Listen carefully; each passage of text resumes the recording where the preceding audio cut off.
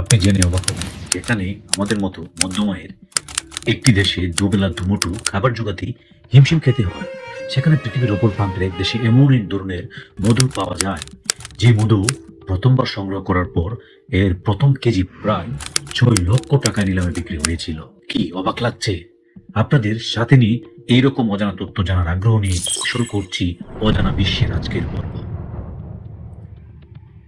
কি এমন আছে এই মধুতে যা স্বর্ণের চেয়েও দামি? তাহলে জানার জন্য সম্পূর্ণ ভিডিওটি দেখতে থাকুন। আজকে আমরা জানব তুরস্কের এমন এক ধরনের মধুর কথা, যেটিকে পৃথিবীর সব থেকে দামি মধু বলা হয়। আর এই মধুর নাম হলো এলবিস হানি। এই মধু এমন প্রতিকূল পরিবেশে উৎপাদিত হয় এবং এর সংগ্রহ প্রক্রিয়াটি এত কঠিন যে এই মধুর জন্য বিশেষ সংগ্রহ প্রক্রিয়া অবলম্বন করতে হয়।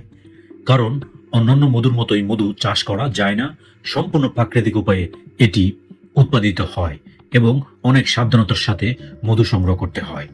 আর বছরে মাত্র একবারই এই মধু সংগ্রহ করা যায়। আসুন তবে এই দুর্লভ এলবিস হানি সম্পর্কে বিস্তারিত জানা যাক। এই মধু তুরস্কের উৎপাদিত হয়। এলবিস হানি তুরস্কের উত্তর পূর্ব দিকের আর্টবিন প্রদেশের সেরিচায়ের শহরের পাহাড়ি এলাকার দুর্গম গুহায় উৎপাদিত হয়।